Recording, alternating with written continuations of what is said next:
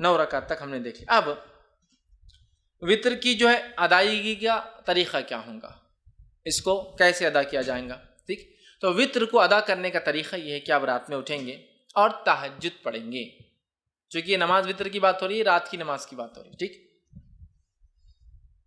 اور وطر کی نماز جو ہے قیام اللیل کے بعد آپ سے فرض تہجد کی بات پر. تو آپ رات میں اٹھیں، اٹھنے کے بعد 2 4 6 یا 8 رکعتیں آپ نماز پڑھیں گے، 2 کر کے 2 یا 4 یا 6 یا 8 رکعت نماز پڑھیں گے.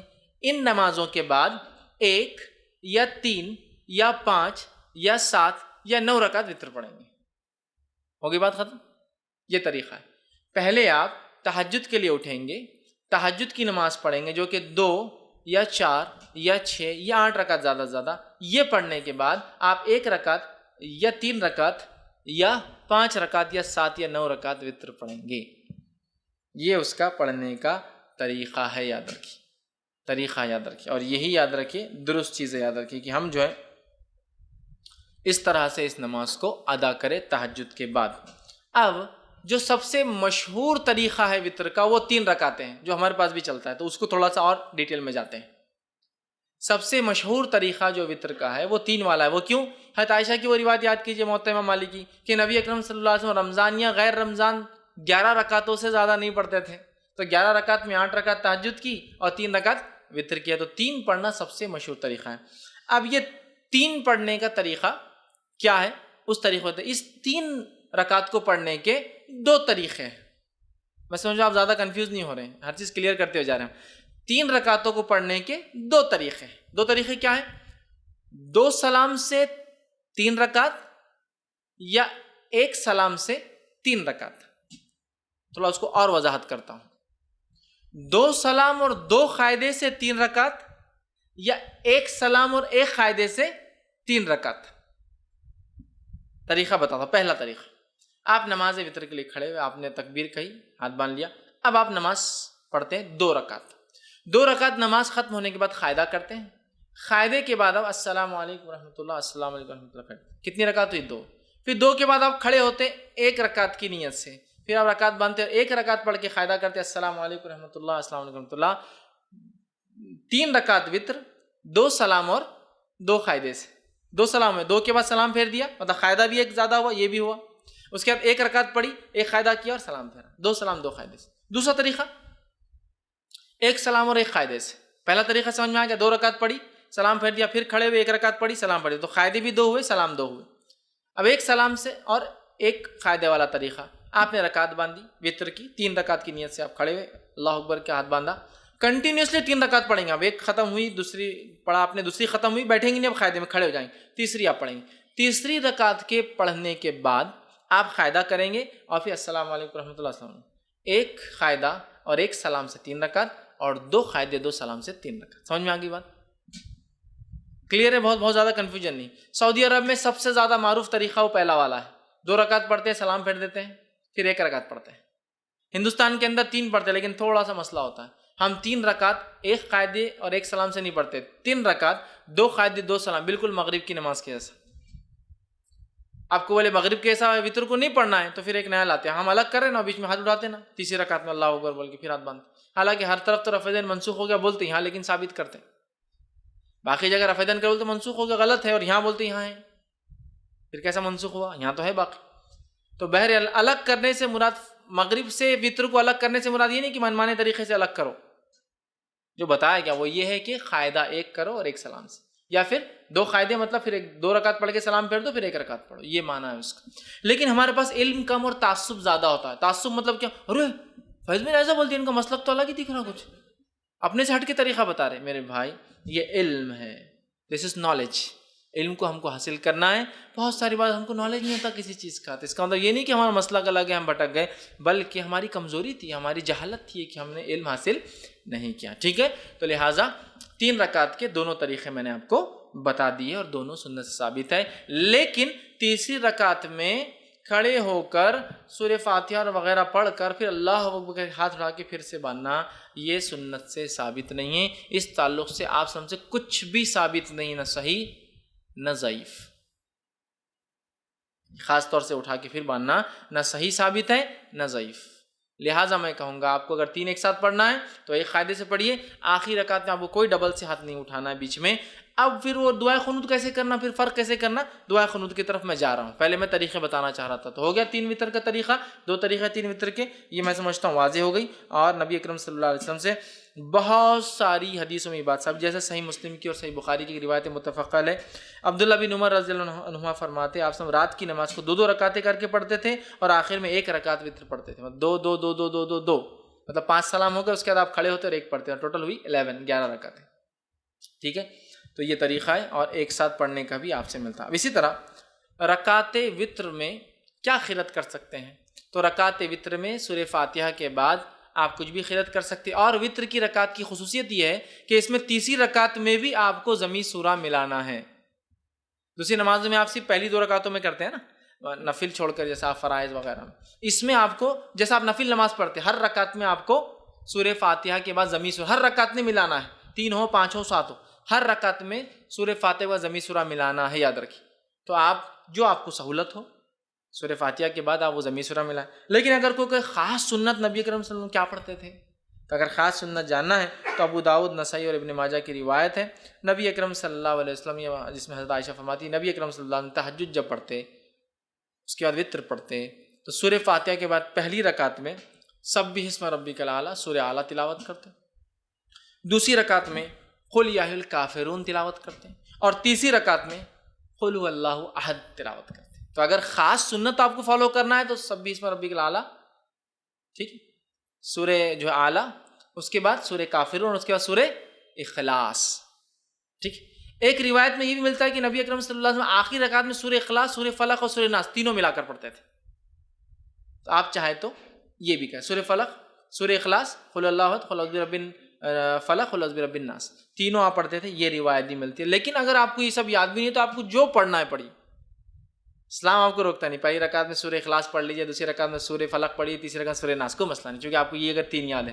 لیکن جس کو یاد ہو اور چاہتا ہے کہ سنت کی اتباع کرے تو یہ اچھا ہے کہ وہ سورہ اعلیٰ, سورہ کافرون, سورہ اخلاص. لیکن یہاں ایک چیز واضح کر دوں, اس کے علاوہ بھی امام پڑھے تو اس میں کوئی حرج اور غلطی نہیں. ورنہ بہت سے لوگ آتے ہیں, ہاں تمہارا منہج غلط دکھ رہا تھوڑا, اس میں کیا ہے, پڑھ سکتا ہے آدمی. بہت سارے لوگ ایسے ہوتے ہیں کہ ذرہ برابر سورہ بھی الگ ہو تو بولتے تم نے گڑبڑ کی کچھ. تبھی جو سہولت ہو قرآن کا, جو حصہ آسان ہو وہ پڑھے. لیکن کوئی اگر اتباع کرنا چاہتا ہے کہ نبی کیا پڑھتے تھے آپ سب یہ پڑھتے تھے, لیکن ضروری نہیں ہے, قرآن کا جو یاد ہے آپ کو پڑھ سکتے ہیں, تو آپ یہ پڑھتے. اور ایک روایت میں آتا ہے کہ آپ آخری رکعت میں سورہ اخلاص, سورہ فلق اور سورہ ناس تینوں کی تلاوت کیا کرتے تھے. اسی طرح آپ صلی اللہ علیہ وسلم کے تعلق سے مسند احمد, نسائی اور ابن ماجہ کی روایت آتی ہے کہ نبی اکرم صلی اللہ علیہ وسلم 3 رکعت وتر سے فارغ ہونے کے بعد سلام پھیرتے, سلام پھیرنے کے بعد 3 مرتبہ یہ الفاظ ادا کرتے سلام کے بعد, سبحان الملک القدوس, 3 بار یہ الفاظ ادا کرتے, سبحان الملک القدوس, سبحان الملک القدوس, سبحان الملک القدوس, یہ 3 بار پڑھتے. اور ایک روایت میں آتا ہے کہ نبی اکرم صلی اللہ علیہ وسلم سبحان الملک القدوس 2 بار آہستہ پڑھتے اور تیسری بار تیز پڑھتے. مطلب جس کو حضرت عائشہ فرماتی ہم سن سکتے تھے, مطلب 2 بار پڑھتے سبحان الملک القدوس, سبحان الملک القدوس, سبحان الملک القدوس 3 بار. اور اس میں بھی آتا ہے کہ روایت میں جب آپ آخری بار تیز پڑھتے تو یوں پڑھتے کہ القدوس کو لمبا کھینچتے, سبحان الملک القدوس لمبا کھینچتے. تو یہ بھی طریقہ ہے. وتر پڑھ لیا آپ نے, اس کے بعد آپ سبحان الملک القدوس, سبحان الملک القدوس, سبحان الملک القدوس لمبا کھینچتے اس کو, یہ پڑھ سکتے. اسی طرح ایک روایت اور آتی دارقطنی کی, اس میں اضافی الفاظ یہ کہ نبی اکرم صلی اللہ علیہ وسلم سبحان الملک القدوس کہنے کے بعد یہ بھی کہتے ہیں رب الملائکۃ والروح. سبحان الملک القدوس کا معنی ہوتا ہے پاک ہے وہ بادشاہ صاحب قدوس. ٹھیک, اسی طرح رب الملائکۃ والروح جو رب ہے فرشتوں کا اور جبرائیل کا, یہ بھی آپ اضافہ کیا کرتے تھے. تو اگر آپ کو یہ بھی پڑھنا ہے تو ہمارے پاس یہ عموماً ہر 4 رکعت تراویح کے بعد پڑھتے ہیں, اور بہت لمبا لمبا پڑھتے ہیں, اس میں اور بھی اضافہ ہے. ٹھیک ہے, لیکن یہ تو وتر کے بعد ثابت ہے. 3 بار سبحان الملک القدوس, 2 آہستہ 1 تیز, اور آخر کا کھینچتے ہوئے ذرا لمبا کرتے ہوئے قدوس. ٹھیک ہے, اس کے بعد رب الملائکۃ والروح, یہ بھی آپ اس کے ساتھ اضافہ کر سکتے ہیں. اب دعائے قنوت پہ آ جاتے ہیں. دعائے قنوت اس کی حیثیت کیا ہے، پڑھنا اور نہیں پڑھنے کا کیا معاملہ ہے، اور کب پڑھا جائے گا۔ دعائے قنوت یہ وتر کی نماز کا میں پڑھنا ضروری نہیں ہے، یہ پہلے کلیئر کر دیں۔ بہت سے لوگ وتر نہیں پڑھتے کہ دعائے قنوت یاد نہیں ہے، تو کلیئر کر دیتا ہوں۔ دعائے قنوت کا وتر میں پڑھنا ضروری نہیں ہے، یہ ایک سہولت ہے، اللہ نے مدد کی اس نماز سے، تو اس سہولت کا فائدہ اٹھائے جو اٹھانا چاہتا ہے، لیکن کمپلسری نہیں ہے۔ دونوں باتیں سمجھ میں آ رہی ہیں؟ میں ٹریول کر رہا ہوں، مجھے پرمیشن ہے کہ میں 10-20 کلو سامان لے جا سکتا ہوں، لیکن میں نہیں لے جا رہا ہوں، سہولت تو ہے، میں نہیں اٹھا رہا ہوں فائدہ، لیکن سہولت ہے، ضرور نہیں۔ کیوں میں کہہ رہا ہوں، میں یہ نہیں کہہ رہا ہوں مت پڑھو، میں یہ کہہ رہا ہوں بہت سارے لوگ یہ دعا یاد نہیں بول کے نمازیں نہیں پڑھتے، تو نماز مت چھوڑو، یہ تو مستقل عبادت ہے، دعا اس کا ایک پارٹ ہے، لیکن کمپلسری پارٹ نہیں۔ اٹیچ ہو جائے تو بھی چلے گا، ڈیٹیچ نہیں بھی اٹیچ ہوگا، نکال بھی دیا جائے تو بھی چلتا ہے۔ تو یہ دعا کی کیا حیثیت ہے دعائے قنوت کی؟ پڑھے تو اچھی بات ہے، نہ پڑھنے سے انشاءاللہ کوئی فرق نہیں پڑتا آپ کی وتر پر، نماز پر، ٹھیک ہے۔ تو اسے پڑھنے کے دعائے قنوت کے دو طریقے ہیں، دو طریقے، دونوں طریقے بہرحال جو انسان چاہے اس پہ عمل کر سکتا ہے۔ دعائے قنوت رکوع سے پہلے اور دعائے قنوت رکوع کے بعد۔ پہلے تو کلیئر کر دیا میں، دعائے قنوت پڑھنا کمپلسری نہیں لیکن پڑھ سکتا ہے۔ دعائے قنوت رکوع سے پہلے اور دعائے قنوت رکوع کے بعد، اس کا طریقہ کیا ہے؟ آپ نے رکعت باندھی، سورہ فاتحہ ضمی سورہ ملایا، ٹھیک ہے، مطلب یہ آخری رکعت کی بات کر رہا ہوں میں، آخری رکعت مطلب آپ تیسری رکعت میں اٹھے، مطلب یہ دعائے قنوت آپ جب پڑھیں گے تو وتر کی آخری رکعت میں پڑھیں گے، ایک پڑھے تو اس کے اندر 3 پڑھے تو تیسری میں، 5 پڑھے تو 5ویں میں، 7 پڑھے تو 7ویں میں، 9 پڑھے تو 9ویں رکعت میں ہوں گا۔ تو آپ کھڑے ہوئے تیسری رکعت کی، سمجھو انڈیا پاکستان ہم 3 رکعتیں پڑھیں، تیسری رکعت میں کھڑے ہوئے آپ، ٹھیک ہے، تو تیسری رکعت میں آپ کھڑے ہوئے، تیسری رکعت میں کھڑے ہونے کے بعد سورہ فاتحہ پڑھی آپ نے، سورہ فاتحہ پڑھنے کے بعد ضمی سورہ ملایا، ضمی سورہ ملانے کے بعد اب آپ کیا کریں گے؟ دعائے قنوت اپنی شروع کر دیں گے، ٹھیک۔ اس کے لیے خاص ہاتھ اٹھا کر واپس باندھنا یہ سنت سے ثابت نہیں ہے، اللہ اکبر کہنا بھی سنت سے ثابت نہیں ہے، ہاتھ اٹھانا بھی ثابت نہیں ہے۔ تو آپ سورہ فاتحہ پڑھی اور سمجھو 3 رکعت میں آپ سورہ اخلاص پڑھ رہے، سمجھے آخری سورہ اخلاص پڑھی، اور اس کے بعد آپ اللہم اہدنی فیمن ہدیت، اور وہ دعا آپ اس کے بعد شروع کر دیں گے پڑھنا، یہ ایک طریقہ۔ دوسرا طریقہ، آپ تیسری رکعت میں کھڑے ہوئے، سورہ فاتحہ ضمی سورہ ملایا، اللہ اکبر کہہ کے رکوع میں گئے، رکوع سے اٹھا سمیع اللہ لمن حمیدہ ربنا لک الحمد حمدا کثیرا طیبا مبارکا فی اللہم اہدنی فیمن ہدیت وعافنی فیمن عافیت، اب آپ یہاں سے وہ دعا شروع کر دیں گے، اور اس کے بعد پھر دعا ہونے کے بعد سیدھا سجدے میں چلے جائیں گے۔ تو یہ دعا 2 جگہ کی جا سکتی ہے، قیام میں اور رکوع کے بعد۔ اس میں افضل قیام میں کرنا ہے، اس میں افضل قیام میں کرنا ہے، گو رکوع کے بعد بھی کی جا سکتی۔ امام بخاری نے ایک باب ہی باندھ دیا اپنی کتاب میں کہ قنوت، وتر میں قنوت رکوع سے پہلے اور رکوع کے بعد، مطلب قیام میں اور رکوع کے بعد، دونوں ہی درست ہے، لیکن افضل کیا ہے؟ قیام میں کر لے آپ، یہ زیادہ افضل ہے، اس لیے کہ نبی اکرم صلی اللہ علیہ وسلم نے فرمایا، حدیث جو ہے نسائی کی اور ابن ماجہ کی ہے، ابی بن کعب رضی اللہ عنہ فرماتے کہتے ہیں نبی اکرم صلی اللہ علیہ وسلم رکوع جانے سے پہلے دعائے قنوت پڑھا کرتے تھے، رکوع میں جانے سے پہلے دعائے قنوت پڑھا کرتے تھے۔ تو اس سے میں کہہ رہا ہوں رکوع سے پہلے پڑھ لینا یہ افضل ہے۔ اب اس میں کیا، اس میں ہاتھ اٹھایا جائے؟ تو ہاں، آپ اس میں چاہے تو ہاتھ باندھ کر بھی کر سکتے ہیں قنوت، اور ہاتھ اٹھا کر، چونکہ دعا میں ہاتھ اٹھانا یہ سنت یا ادب ہے، تو آپ ہاتھ اٹھا کے بھی کر سکتے ہیں، لیکن ہاتھ اٹھانے کے بعد چہرے پر ہاتھ پھیر کر پھر رکوع میں جانا یہ درست نہیں ہے، اس لیے کہ کسی بھی دعا کے بعد چہرے پر ہاتھ پھیرنے والی روایت ابو داؤد کی ضعیف ہے۔ تو آپ کو عام دعا میں بھی بہت سے لوگ دعا پڑھ کے ہاتھ پھیرتے ہیں، نہیں، درست ثابت نہیں ہے سنت سے۔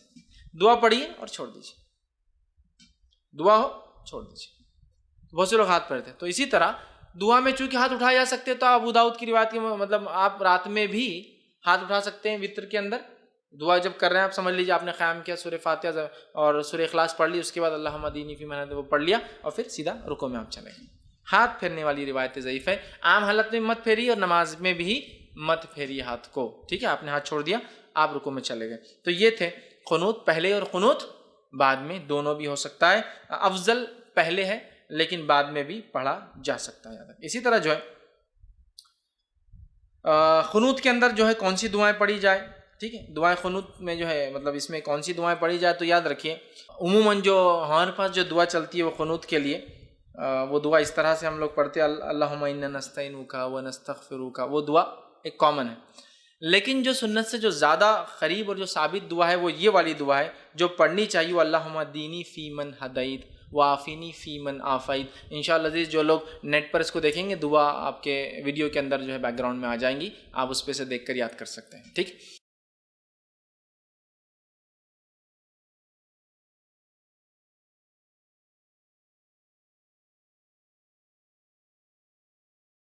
تو یہ دعا زیادہ بہتر ہے، اور وہ اللہم انا نستعینک وہ جو دعا ہے اس کے تعلق سے ایک روایت آتی ہے کہ اللہ کے رسول وہ فجر کے قنوت میں پڑھا کرتے تھے وہ دعا، وطر کے قنوت میں نہیں، وطر کی دعا نہیں تھی، وہ فجر میں کرتے تھے۔ جب قنوت نازلہ آپ کبھی فجر میں پڑھتے تو یہ پڑھتے، اور جب وطر میں پڑھتے تو یہ پڑھتے، اس لیے کہ حضرت حسن کو اللہ کے رسول صلی اللہ علیہ وسلم نے یہ قنوت خود سکھایا تھا، اللہم دینی فی من ہدیت والا، سمجھ رہے؟ اب بہت سے لوگوں کو یہ یاد ہوتا ہے اللہم دینا فی من ہدیت، وہ جمع کا صیغہ ہے لیکن اصل حدیث میں الفاظ دینی کے ہیں، اللہ میرے لیے ہدایت اور میرے لیے، لیکن جب وہ اجتماعی میں عالم کرتا ہے تو دینا کر دیتا ہے، اللہ ہمارے لیے، ٹھیک۔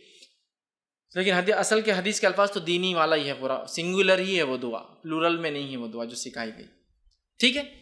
تو یہ دعا جو ہے زیادہ بہتر یہ ہے انشاءاللہ۔ اور بہت سارے علماء نے یہ بھی کہا کہ اللہم دینی فی من ہدیت بھی کوئی چاہے تو پڑھ لے، اللہم انا نستعینک یہ دعا بھی چاہے تو پڑھ لے، دونوں ملا کے پڑھ لے، کوئی مسئلہ نہیں، سمجھ رہے ہیں بات کو؟ یہ بھی پڑھ لے یہ بھی پڑھ لے، دونوں میں کوئی مسئلہ نہیں۔ لیکن زیادہ جو بات پتہ چلتی ہے محدثین کے اقوال سے وہ یہ ہے کہ آپ سب وطر میں یہ پڑھتے تھے، اور فجر کے قنوت نازلہ میں یہ والی اللہم انا نستعینک ونستغفرک یہ دعا جو ہے فجر کے قنوت میں پڑھا کرتے تھے۔ لیکن اگر کوئی پڑھنا چاہے تو دونوں بھی ملا کر پڑھ سکتا ہے، ٹھیک ہے۔ تو میں سمجھتا ہوں دعا کی بھی وضاحت ہو گئی، ایکسٹرا فیدین اس کے اندر نہیں ہے، آپ کو صرف ڈائریکٹ آپ نے کیا دعا کر لینا، ایسا کیجئے، یا مطلب ہاتھ کھول کے کیجئے، ہاتھ باندھے ہوئے میں کیجئے، رکوع سے پہلے مطلب قیام میں کر لیجئے، رکوع کے بعد آپ دعا کیجئے، ساری چیزیں بہرحال ثابت ہے۔ اور دونوں بھی قنوت میں نے آپ کے سامنے رکھ دی، قنوت چونکہ دعا ہے، دعا ہاتھ اٹھائی جا سکتی ہے، اور یہ قنوت زیادہ قریب ہے سنت سے، لیکن یہ بات بھی پتہ چلتی ہے کہ آپ نے فجر میں وہ پڑھا، لیکن کچھ علماء لکھتے ہیں دونوں بھی درست ہے پڑھ لینے میں انشاءاللہ، کیوں حرج نہیں، اس لیے کہ یہ قنوت ہے اور قنوت ہے، دعا ہے، آپ کبھی بھی پڑھ سکتے ہیں، تو لہٰذا وہ کہتے ہیں دونوں پڑھ لو، کوئی مسئلہ نہیں انشاءاللہ، ٹھیک ہے۔ تو یہ تھا اس کا طریقہ اور دعا۔ اب اسی طرح جو ہے دعائے قنوت ہمیشہ مانگنا ضروری نہیں ہے، کوئی اس کا پارٹ نہیں ہے، آپ کر سکتے تو کیجئے، نہ بھی کرنے سے انشاءاللہ عزیز کوئی فرق نہیں ہوتا ہے۔ اب اسی طرح جو ہے یہ تھا وطر کی رکعتیں، اس کا طریقہ، اس کی اہمیت اور اس کے تعلق سے کچھ باتیں، ہو سکتا ہے کچھ باتیں بچ گئی ہو تو سوال جواب میں انشاءاللہ میں اس کو کور کروں گا۔ اب آئیے تہجد کے